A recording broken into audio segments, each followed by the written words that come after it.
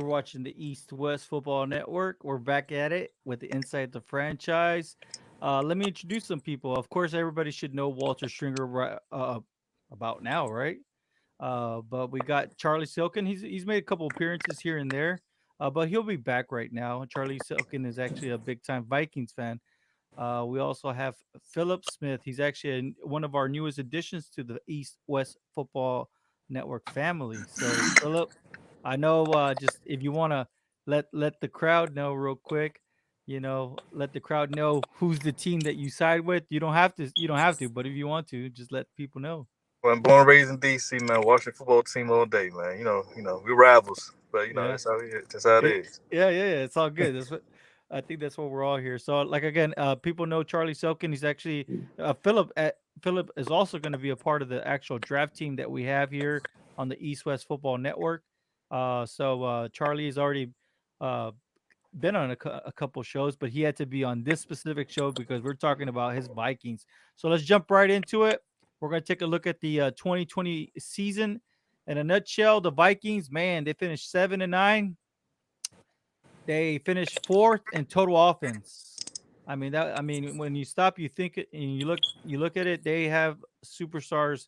They really have superstars at those key positions. They finished 27th in total defense. Um, Charlie, I mean, let us know what went wrong. What went wrong? Sorry about that. Yeah, thanks for having me on, Jerry. Hey, we love having you on. The one thing that went wrong for the Vikings last year, first and foremost, was injuries. They had a lot of injuries on defense. Daniil Hunter, he entered training camp. He apparently slept wrong and he wound up missing the entire season with neck surgery. That's crazy. Anthony Barr, the linebacker, had a torn pec. He's out for the season. Michael Pierce opted out. The defensive tackle opted out because of COVID. Hmm. Eric Hendricks got hurt by week 14, star linebacker. It just became a mess, and they really couldn't cover up for all the injuries, so that's why their defense was really bad last year. Philip, so when you look at when you from what you were able to see from the Vikings in 2020, aside from Justin Jefferson, I mean, what stood out from their 2020 season? I mean, if it was Justin Jefferson, I mean, it's all good. I mean, we can't hide the inedible, right? Right. I mean, they have Justin Jefferson. Kirk Cousins is a good quarterback. Uh, the running game is going to be potent with Dalvin back there. So I think if you add another weapon, you already got Smith. They're pushing in Irv Smith to be the starting tight end after Rudolph is departed. So I think you need to just add another pass catcher. But it's a deep wide receiver class, so you can go defense first and then get a first round talent in the second round. So let's take a look at that, Walt, real quick. I think we were just talking about this, right? I mean, when we look at it, I mean, you lose Anthony Harris, you lose Cal Rudolph. What are the other names that we're talking about? Um, oh goodness, you lose. It was Anthony Harris. They lost him to the Eagles. They lost Kyle Rudolph, Mm, and they lost Riley Reef. I'm sorry, and those are right, just some notable names. right. So let's look at this. Well, I mean, you know the Vikings very well. You're from Michigan, right? And you're from Detroit. Doesn't mean you're a Lions fan, but obviously you get to see the Vikings play twice a year. What was your biggest takeaway from the 2020 season? I think currently the Vikings are lacking substance in a lot of areas. Last year, they got away with two very elite talents in Justin Jefferson and Dalvin Cook. The offensive line was awful last year. They made some subtle improvements. The defensive line was one of the worst in football. That's why they went out and got Dalvin Tomlinson, especially against the run. That's where he really shines. Cornerback, safety wise, they can go in those directions too. They were pretty bad in both of those directions. I think with that first pick, to me, it has to be defensive line. It would be defensive line. And I think a guy like Quiddy Pay could be there at that spot. Also, Levi, I want to butcher his name, Levi Onwuzurike, Oh the man, he's my defensive favorite tackle from man. Washington. Yeah, I Man, think he's my favorite. got it. All right. Yeah, I think those are two guys that they're not elite pass rushers, but if the Vikings are looking for some guys that can play some nose, can play some two, can play a little bit of three, can two gap,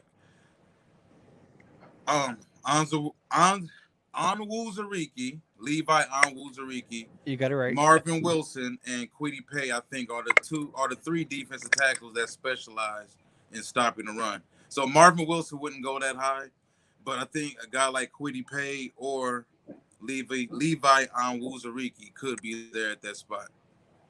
So real quick, let's talk about some of the losses, right? Or let's Yep. talk about the 2021 offseason moves that they've made, and you let me know. So go ahead and give us the name, Charlie. I mean, who have your Vikings brought in, man? Well, Walter said it. They brought in Dalvin Tomlinson, Okay, who the defensive tackle from the New York Giants, okay, and what they plan to do is they plan to have him play three tech alongside Michael Pierce, the defensive tackle nose tackle who they signed last offseason, and they're going to be up the middle. That's their plan. They really don't want Alvin Kamara running 6 touchdowns like again on them. So their Right. plan this whole offseason was to shore up on defense, and they did that with Dalvin.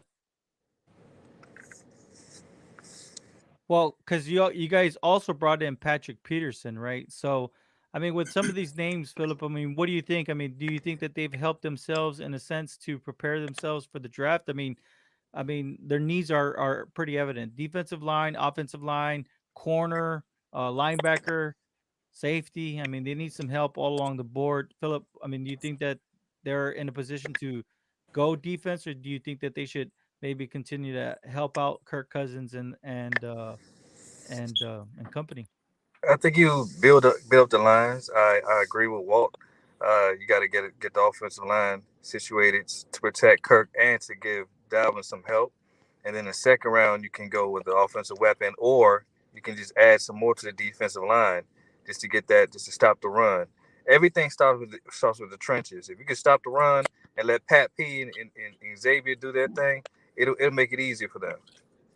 Yeah, and you're referring to Xavier Woods, right? I'm sorry, Xavier Th- Woods. it's all good. No, no, no. I was saying because that was a name that we forgot to mention that they brought him in, the former safety out of the from the Dallas Cowboys. So let's talk about it, right? I mean, Walter already kind of alluded to who they would be picking, right? Because they're gonna be picking 14th as of right now, right? But things could Right. change come draft, and keep in mind that's 2 weeks away. Uh, Charlie, who would you like to see at 14 for your Vikings, man? At 14, if one of the top wide receivers falls to them, grab him. Wow. Otherwise, yeah, I feel like they need a wide receiver three more than is being stated because behind Thielen and Jefferson, they really have absolutely nothing. So if one of the receivers falls, get them. Otherwise, I'm with Walter.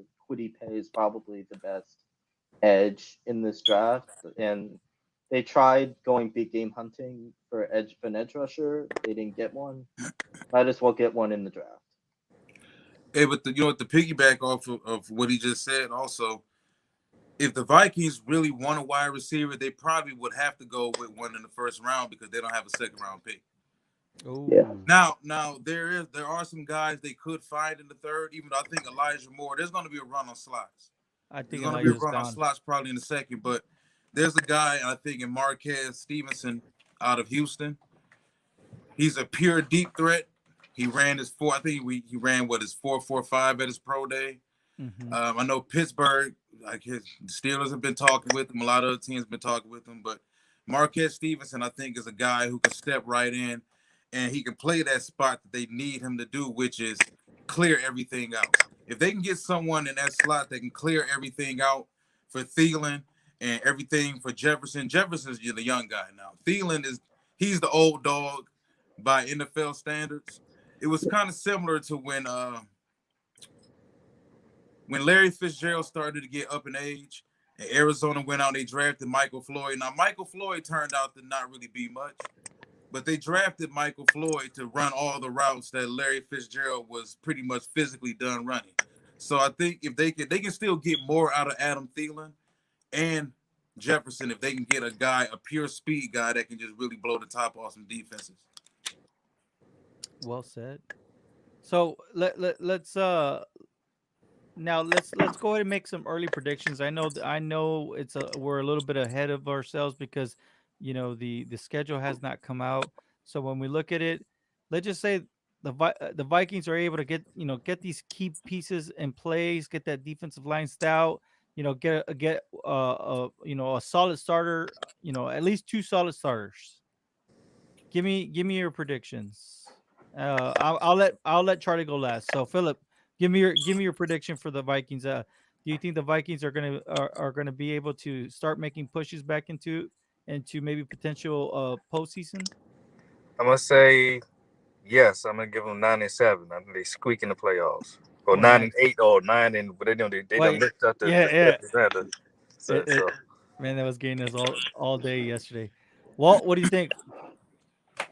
I think Minnesota can win 10 or 11 games, honestly. And the reason I think they can is because, for one, they've got the quarterback situation settled.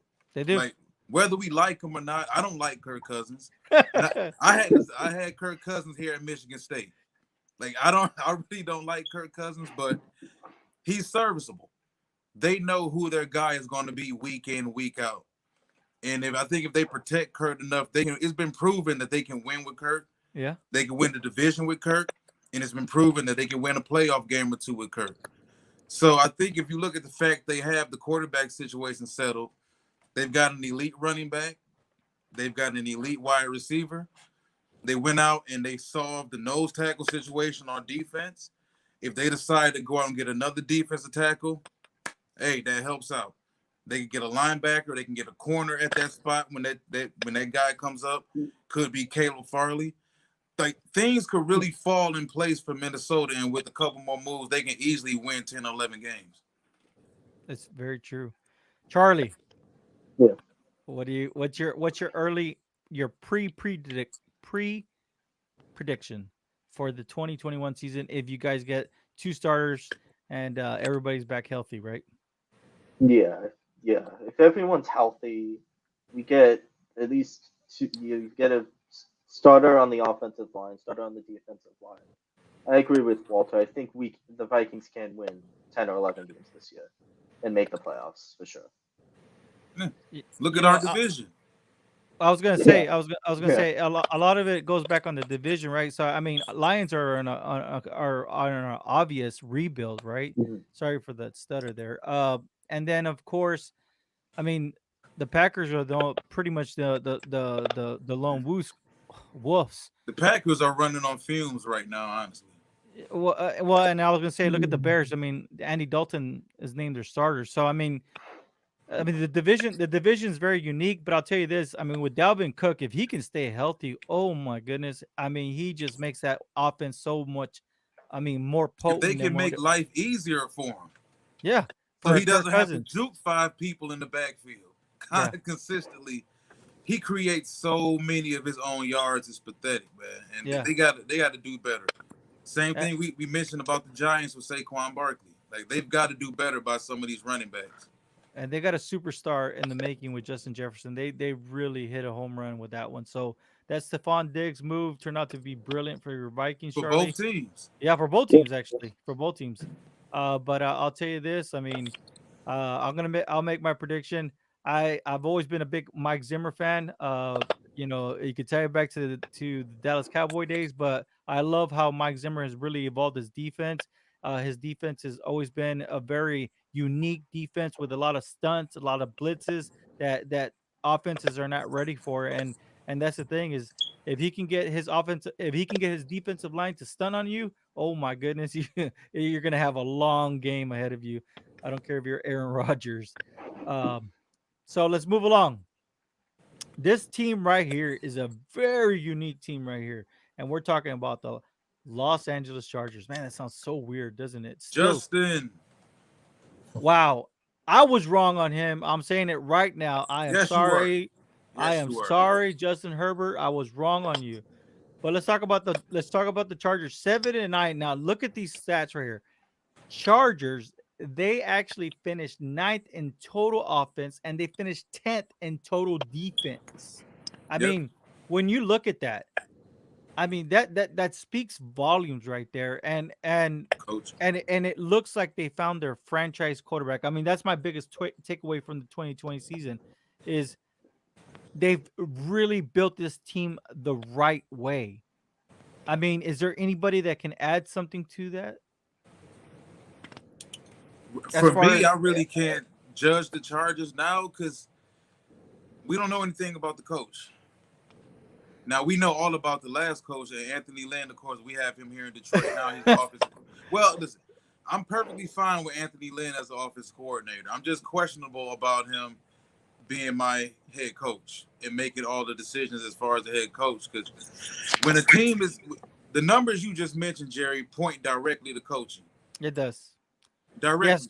Or because one or two because things. It's either bad coaching or you can always go when you see numbers that close offensively and defensively, go to the takeaways.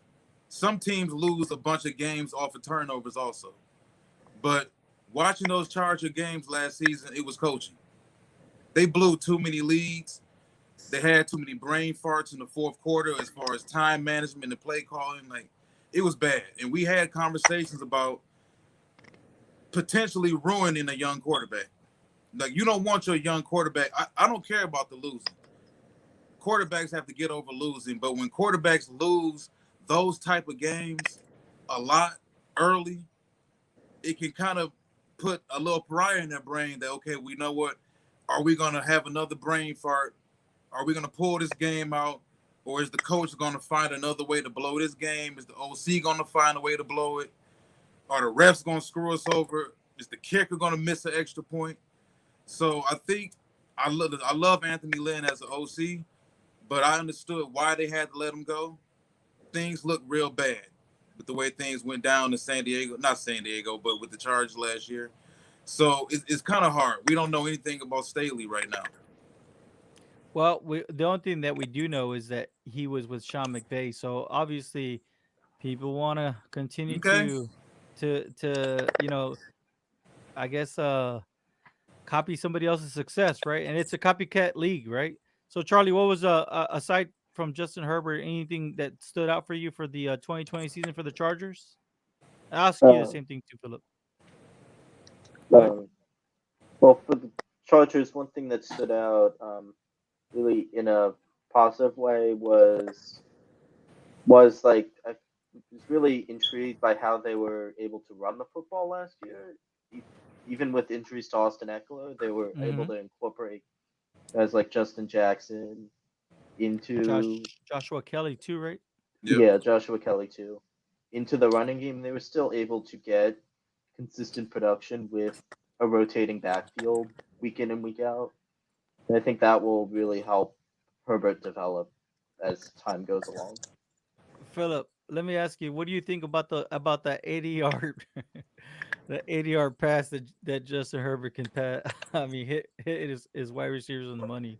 He's a monster, and his athletic ability, he can get out the pocket, he can run, he can throw it, he's one of those quarterbacks like Josh Allen and Mahomes. He has that skill set, right? He can get out the pocket, he can throw it on the dime, 80 yards, like you just said. But I want to piggyback off of what Charlie said. That running game was consistent, but they need the guy.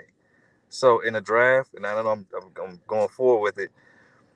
I will be torn between, okay, do we protect him and get him Christian, the left Carousel? tackle from Virginia Tech, or do we get Najee Harris, or do we get Williams from North Carolina? Which runner back do we get, or we get Rashawn Slater? I would be I would be torn. Do we help him with the running game, or do we protect him? So So because I think out of those three top running backs, then it drops off really bad. So so let's talk about that right now, right? I mean, their top needs right now. I mean, because I mean they've had some very silent additions, right? Mm-hmm. Walter, who did they bring in? Oh, that you like who Lindsey. Go Corey Lindsey. Yes, Corey for the Lindsey. center. Yeah, I think that helps out tremendously. The left side of the line is still suspect, Yeah, and I agree because with Philip. I agree with Philip 100%. I think Christian Darsaw would probably be the pick at 13 if he's on the board. But also, I think wide receiver is another spot. Keenan Allen's getting a little long in the tooth. They took Mike Williams 7th overall back in 2017. Shows flashes of brilliance, can make all the acrobatic catches, looks sensational. Mike can't stay healthy. Mike can't stay healthy. And even when Mike is healthy, Mike's inconsistent at best. And they did exercise that 5th year option on him. So, but I believe he's scheduled to make 15.5, believe 15.6 this season, which is ridiculous. You know, I like Mike Williams a lot, but for where they got him at, they need more from Mike Williams. So I think wide receiver could be a spot. And I think at 42nd in the second round, a guy like Diami Brown for North Carolina, I think Diami Brown has all the traits to be a number one. You know, he's a shade over 6 foot. He doesn't have the stereotypical number one wide receiver, the X size. He's got the speed, he's got the vertical, he's got the hands, and he's a track guy that plays like a football player. And I think he's a guy that moving forward after Keenan Allen, with even though Keenan's not really showing any signs of slowing down, Keenan's a glorified slot. I think we all know that. And Keenan, I think, can still be very effective for Justin over the next 2, 3, 4 years if they just transition the ball, so many balls away from him, and just bring a new guy in, a new young guy in, while Keenan is still very good to help bring him along. well said. So Charlie, let me ask you this. I mean, what do you think overall of the Chargers GM? Do you think that picking right now the Chargers picking 13th? What do you see? Because I know that you're big on on general managers, and I know, and I'm pretty sure he falls in line with some of the beliefs that you have as far as team building. What do you think? Picking 13th, where do you feel that they go? Um, I think if Darisaw is available, they take him. If Jalen Waddle is available, they take him. If Patrick Sertan is Well, you Yeah, never know, man. We've seen some crazy things. Right now, their needs are offensive line, cornerback, and defensive end. They did not bring back Melvin Ingram, who's been with them for quite some time. Um, they they lo- they released Casey Hayward, right? yeah. Is that so? So when you stop, you look at it. I mean, overall, I think that if let's just say they can protect this quarterback and add a stud at the running back position, right? Which is right there on point because they're gonna get Derwin James back. You know what I We mean? hope. We Now they're gonna come get on now, Jerry. Come this on. guy. This guy Come has a on, chip. Jerry. This guy has a chip on his shoulder. I bet you Man, how many chips, Jerry? How Hold on. many chips? A lot. It's like a big bag. And It's a man, big grab man, bag of Doritos. Okay, Derwin my big grab. guy, man. Derwin my guy, but He come is my on, guy too, man. man. And then you got Joey Bosa. I Oh yeah. mean, Come on. and then I mean, it's a little sus with Jerry Tillery. Still, I don't know if he's gonna pan Yeah, out. Because that was their first rounder a couple of years ago, right, Charlie? I think so. Jerry Do you think Tillery, that's his name. Tillery. But anyways, out of Notre Dame. So Philip, let's go ahead and say it. If they get the protection, they get themselves a stud running back. What is the ceiling for for the 2021 season for the Chargers? They compete with the Chiefs. I think they can go. They can get about 12, 11, 12 wins because I think Herbert can go toe to toe with Mahomes in a shootout, and I think if you get a running game with that, and the guy already got Derwin, like you said, Bosa, and add some other defensive players in the draft, they'll be ready. I think that team is ready right now. Wow, even with the new coaching staff, I think I mean it's hard to disagree with you. Walt, what do you think? About 7-win team, man. Brand new coach. Quarterback is still young. The star players on the team can't stay healthy, and they still lack too many positions on that spot. I just don't see it right yet. It's all good. You want to play it safe, Charlie. Be bold, be brave. It's okay. Yeah, I wish, but I don't. I don't think they make the playoffs this year. It's all I good, man. It's all good. The thing is that when you look at it, I mean, if they can get these key pieces just to stay healthy, right, and that goes for Joey Bosa too. Yeah. And then of course they bring in the right protection. You would you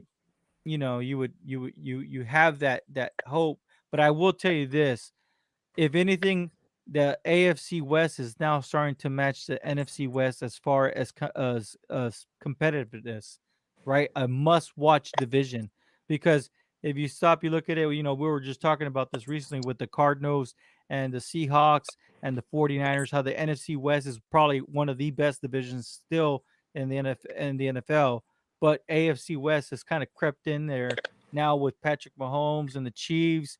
Um, the Raiders had a strong start, and then now the Chargers are an ascending young team that is heading in the right direction. So I'll tell you this: I I wanna side with Philip, but I'm gonna be lukewarm on this one. So I'm gonna be 1 foot in, 1 foot out, man.